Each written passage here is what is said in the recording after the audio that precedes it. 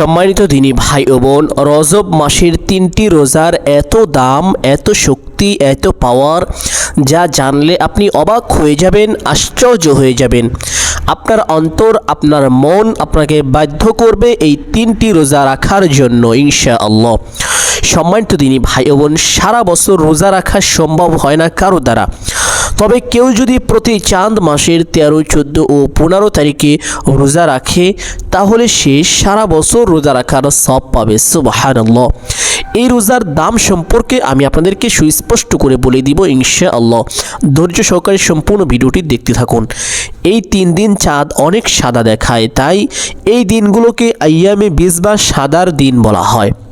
প্রতি চাঁদ মাসের 13, 14 ও 15 তারিখকে আইয়ামে বীজ বলা হয়। সম্মানিত দিনী ভাই ও বোন, নবীজি সাল্লাল্লাহু আলাইহি ওয়াসাল্লাম বলেছেন, হে আব্দুল্লাহ, তোমার জন্য যথেষ্ট যে তুমি প্রত্যেক মাসে 3 দিন রোজা রাখবে, কেননা নেক আমলের বদলে তোমার জন্য রয়েছে 10 গুণ নেকি। সুবহানাল্লাহ। এভাবে সারা বছর রোজা হয়ে যায়। সুবহানাল্লাহ। সহিহ মুসলিম শরীফের হাদিস। সম্মানিত দিনী ভাই বোন, আপনি যদি এই 3 দিন তথা আজ রজব মাসের 12 তারিখ, আগামীকাল 13, 14, 15, 13, 14, 15 এই 3 দিন রোজা রাখতে পারেন, আপনি এই বছর সারা বছরের প্রত্যেক দিনের রোজা রাখার সওয়াব পাবেন। সুবহানাল্লাহ। আর এক একটি রোজার ফজিলত, এক একটি রোজার দাম কত, এই সম্পর্কে যদি আপনারা জানেন তাহলে অবাক হয়ে যাবেন, চমকে যাবেন। আমি আশা করছি আপনারা এই 3টি রোজার দাম সম্পর্কে যদি জানতে পারেন, তাহলে কখনোই আপনারা এই 3টি রোজা রাখা থেকে বিরত থাকবেন না ইনশাআল্লাহ। সম্মানিত দিনী ভাই ও বোন, প্রতি চাঁদ মাসে 3টি রোজা রাখা মুস্তাহাব। নবীজি সাল্লাল্লাহু আলাইহি ওয়াসাল্লাম কখনো এই রোজাগুলো ছাড়তেন না। তিনি সব সময় আইয়ামে বীজের রোজা রাখতেন। সুবহানাল্লাহ। এমনকি সফরেও। তবে রোজাগুলোর ফজিলত সম্পূর্ণ হলেও তিনি উম্মতের জন্য রোজাকে বাধ্যতামূলক করেননি। কারণ হলো মানুষের জন্য, আমাদের সাধারণ মানুষের জন্য কষ্ট হয়ে যাবে, তাই রাসূল সাল্লাল্লাহু আলাইহি ওয়াসাল্লাম বাধ্যতামূলক করেননি। এখানে একটি গুরুত্ব বোঝানো হয়েছে যে রোজার দাম এত বেশি যে আল্লাহ রাসূল সাল্লাল্লাহু আলাইহি ওয়াসাল্লাম বাধ্যতামূলক করলেও পারতেন।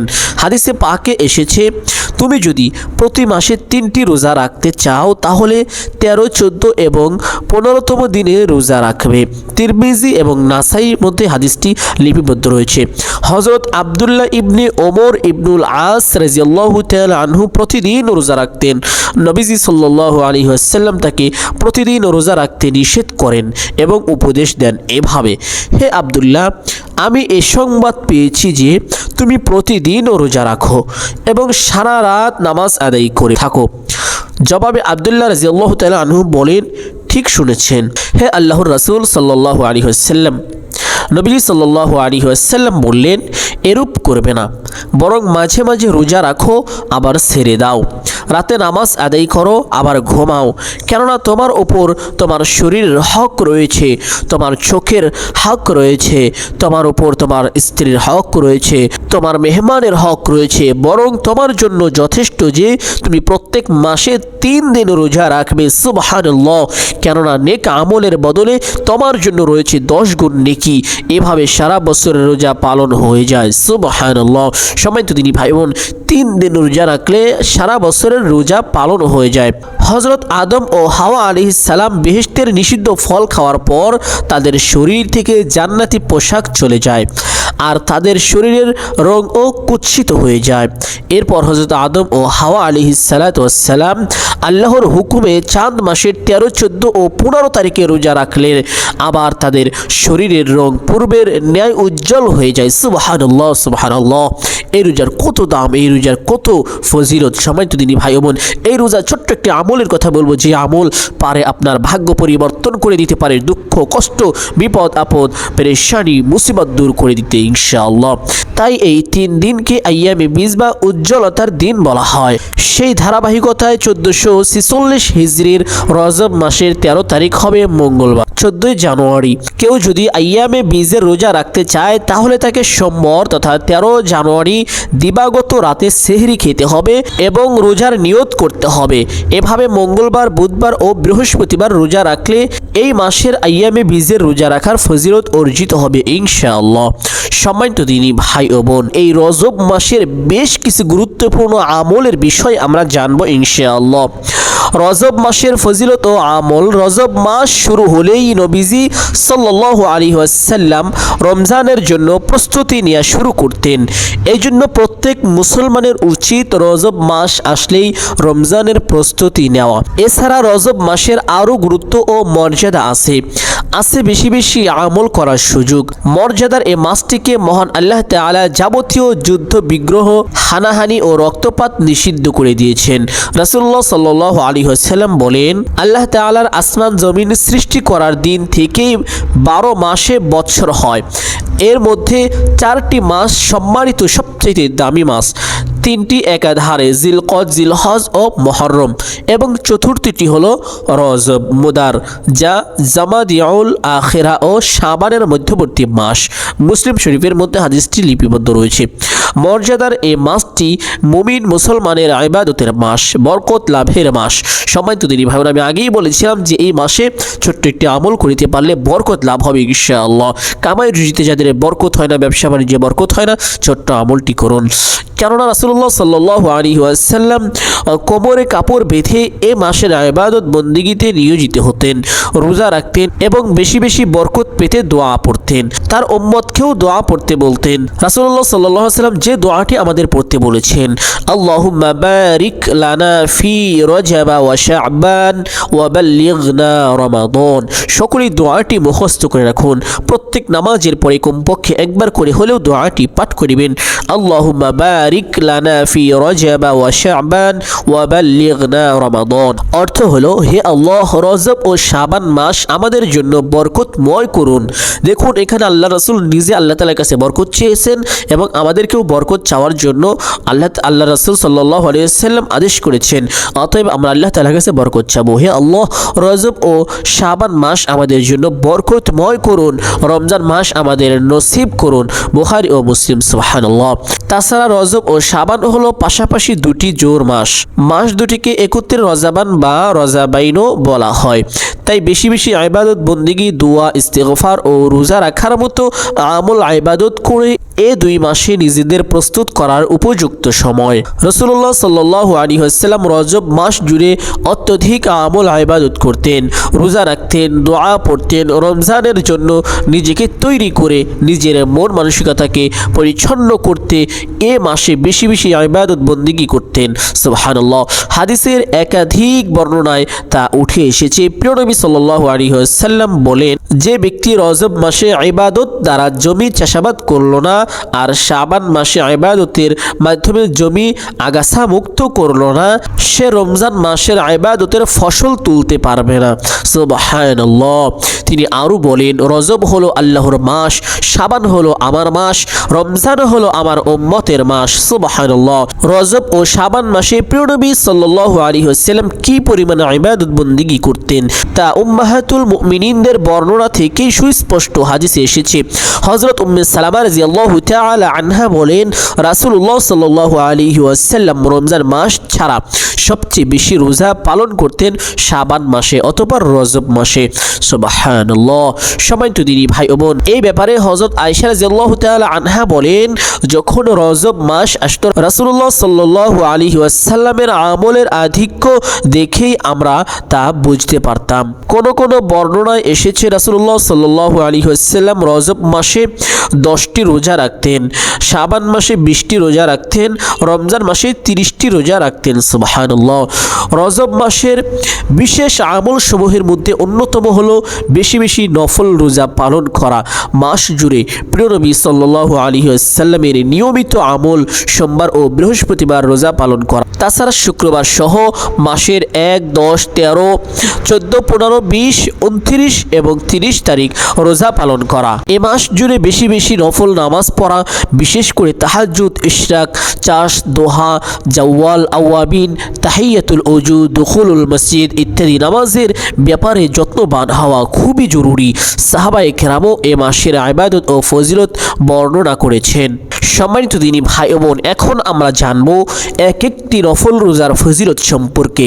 নফল রোজার ফজিলত সম্পর্কে হাদিস শরীফে হযরত আবু হুরায়রা রাদিয়াল্লাহু তাআলা আনহু বর্ণনা করেন, রাসূলুল্লাহ সাল্লাল্লাহু আলাইহি ওয়াসাল্লাম বলেছেন, প্রত্যেক বস্তুর জাকাত আছে, শরীরের জাকাত রোজা। ইবনে মাজা মিশকাত। রাসূলুল্লাহ সাল্লাল্লাহু আলাইহি ওয়াসাল্লাম আরও বলেন, রোজা ঢাল স্বরূপ এবং জাহান্নাম থেকে বাঁচার সুদৃঢ় দুর্গ। নাসাই। হযরত ইবনু খুজাইমা ও হাকিম আবু ইমাম বর্ণনা করেন, রাসূলুল্লাহ সাল্লাল্লাহু আলাইহি ওয়াসাল্লামকে তারা বললেন, হে আল্লাহর রাসূল সাল্লাল্লাহু আলাইহি ওয়াসাল্লাম, আপনি আমাদের কিছু আমল করার উপদেশ দান করুন। তখন রাসূলুল্লাহ সাল্লাল্লাহু আলাইহি ওয়াসাল্লাম বলেন, রোজা অবলম্বন করো, এর সমকক্ষ কোনো আমল নেই। তারা পুনরায় বললেন, আমাদের কোনো আমল বলে দিন। রাসূলুল্লাহ সাল্লাল্লাহু আলাইহি ওয়াসাল্লাম বলেন, রোজা অবলম্বন করো, এর সমতুল্য কোনো আমল নেই। তারা পুনরায় একই প্রার্থনা করলেন। রাসূলুল্লাহ সাল্লাল্লাহু আলাইহি ওয়াসাল্লাম পুনরায় একই আদেশ করলেন। সুনান নাসাই। হযরত মুআজ ইবনে আনাস রাদিয়াল্লাহু তাআলা আনহু বর্ণনা করেন, রাসূলুল্লাহ সাল্লাল্লাহু আলাইহি ওয়াসাল্লাম বলেছেন, যে ব্যক্তি রমজান মাস ছাড়া অন্য সময় আল্লাহ তাআলার জন্য একটি রোজা রাখবে, দ্রুতগামী ঘোড়া 100 বছরে যত দূর রাস্তা অতিক্রম করতে পারে, দোজখ তার কাছ থেকে তত দূরে অবস্থান করবে। সুবহানাল্লাহ। তিরমিজি ও নাসাই শরীফের মধ্যে হাদিসটি আছে। হযরত আবু সাঈদ খুদরি রাদিয়াল্লাহু তাআলা আনহু বর্ণনা করেন, রাসূলুল্লাহ সাল্লাল্লাহু আলাইহি ওয়াসাল্লাম বলেছেন, যে ব্যক্তি আল্লাহ তাআলার জন্য একটি রোজা রাখবে, আল্লাহ তাআলা তার মুখমণ্ডল দোজখের আগুন থেকে 70 বছরের রাস্তা দূরে রাখবেন। সুবহানাল্লাহ। বুখারী ও মুসলিম।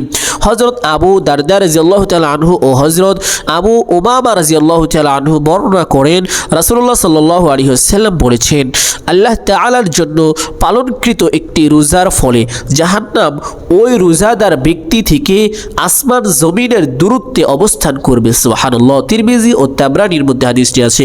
হযরত ওমর রাদিয়াল্লাহু তাআলা আনহু ও হযরত আব্দুল্লাহ ইবনে আব্বাস রাদিয়াল্লাহু তাআলা আনহু থেকে বর্ণিত, রাসূলুল্লাহ সাল্লাল্লাহু আলাইহি ওয়াসাল্লাম বলেছেন, দোজখ রোজাদার ব্যক্তি থেকে 100 বছরের দূরত্ব থাকবে। সুবহানাল্লাহ। রাসূলুল্লাহ সাল্লাল্লাহু আলাইহি ওয়াসাল্লাম বলেন, আল্লাহর সন্তুষ্টি বিধানের জন্য যে ব্যক্তি একটি রোজা পালন করবে, একটি কাকের সারা জীবন উড়ে যত দূর পথ অতিক্রম করা সম্ভব, জাহান্নাম তার কাছ থেকে তত দূরে থাকবে। সুবহানাল্লাহ। হযরত আবু হুরায়রা রাদিয়াল্লাহু তাআলা আনহু বর্ণনা করেন, রাসূলুল্লাহ সাল্লাল্লাহু আলাইহি ওয়াসাল্লাম বলেছেন, যদি কেউ একদিন নফল রোজা রাখে, তবে তার যে সওয়াব হবে তা পৃথিবীর সমান স্বর্ণ দান করলেও তার সমান হবে না। সুবহানাল্লাহ। হযরত আব্দুল্লাহ ইবনে ওমর ইবনে আস রাদিয়াল্লাহু তাআলা আনহু থেকে বর্ণিত, রাসূলুল্লাহ সাল্লাল্লাহু আলাইহি ওয়াসাল্লাম বলেছেন, রোজাদার ব্যক্তির দোয়া কবুল হয়। বাইহাকি শরীফের হাদিস। হযরত আবু হুরায়রা রাদিয়াল্লাহু তাআলা আনহু বর্ণনা করেন, হাদিসে কুদসিতে রাসূলুল্লাহ সাল্লাল্লাহু আলাইহি ওয়াসাল্লাম বলেছেন যে, আল্লাহ তাআলা বলেন, রোজা আমারই জন্য, আমি নিজেই তার প্রতিদান দেব। রোজা আমারই জন্য, আমি নিজেই তার প্রতিদান দেব। সুবহানাল্লাহ। সম্মানিত দিনী ভাই ও বোন, আমি আশা করছি আপনারা বুঝতে পেরেছেন এক একটি নফল রোজার কত ফজিলত, কত পাওয়ার। সম্মানিত দিনী ভাই ও বোন, রোজা রাখলে কি হবে? রোজা রাখলে আল্লাহ তাআলার কাছে যা চাবেন, রোজাদার যখন ইফতার করতে যায়, ইফতার সামনে রেখে একবার দুরূদ পাঠ করে আল্লাহ তাআলার কাছে দুহাত তুলে দোয়া করে, আর সেই দোয়া আল্লাহ তাআলা কখনোই তাকে খালি হাতে ফিরিয়ে দেন না। আল্লাহ তাআলা তার দোয়া অবশ্যই কবুল করে নেন। সম্মানিত দিনী ভাই বোন, যারা খুব বেশি দুঃখ, কষ্ট, পেরেশানি, মুসিবত, বিপদ আপদ মধ্যে আছেন, দুশ্চিন্তা পেরেশানির মধ্যে সবসময় ভরপুর ডুবে থাকেন, তাদেরকে বলবো আজকের ছোট্ট আমলটি করুন। এই 3টি নফল রোজা রাখুন, রেখে আল্লাহ তাআলার কাছে ইফতারের পূর্ব মুহূর্তে দোয়া করুন। ইনশাআল্লাহ আপনার দোয়া আল্লাহ তাআলা এমনভাবে কবুল করবেন, আপনি আশ্চর্য হবেন, অবাক হয়ে যাবেন। আপনি আল্লাহ তাআলার কাছে যা চাইবেন, আল্লাহ তাআলা সঙ্গে সঙ্গে আপনাকে তাই দান করিবেন। আল্লাহ তাআলা কাউকে ঠকান না, কাউকে খালি হাতে দেন না। আল্লাহ তাআলার কাছে যে চায়, আল্লাহ তাআলা তাকেই দান করে দেন। সুবহানাল্লাহ, আল্লাহ বড় দয়ালু। সম্মানিত দিনী ভাই ও বোন, আমি আশা করছি আজকের ছোট্ট আমলটি আপনারা প্রত্যেকেই করবেন এবং আমি আরও আশা করছি আজকের ছোট্ট এই ভিডিওটি প্রত্যেকের জন্য উপকারী ছিল, গুরুত্বপূর্ণ ছিল। অতএব প্রত্যেকেই সদগায়ে জারিয়ার উদ্দেশ্যে ভিডিওটি শেয়ার করে দিবেন। লক্ষ কোটি মুসলমান ভাই ও বোন যারা জানে না তাদেরকে জানিয়ে দিবেন, আপনি তাদের সমপরিমাণ সওয়াব পাবেন ইনশাআল্লাহ। সম্মানিত দিনী ভাই ও বোন, যদি ভিডিওটি ভালো লেগে থাকে অবশ্যই একটি লাইক করে দিতে ভুলবেন না এবং যদি এই চ্যানেলের নতুন দর্শক হয়ে থাকেন তাহলে চ্যানেলটি সাবস্ক্রাইব করে বেল আইকনটি বাজিয়ে আমাদের সাথে থাকবেন যেন পরবর্তী ভিডিওটি আপনার সবার আগে পেতে পারেন। ধন্যবাদ, ভালো থাকবেন, সুস্থ থাকবেন। হে আল্লাহ, সকল দিনী ভাই ও বোন এই ভিডিওটি দেখলেও আমলটি করার উদ্দেশ্যে আল্লাহ তাদেরকে তুমি আমলটি করার তৌফিক দান করে দাও। আমিন আমিন সুম্মা আমিন। আসসালামু আলাইকুম ওয়া রাহমাতুল্লাহি ওয়া বারাকাতুহু।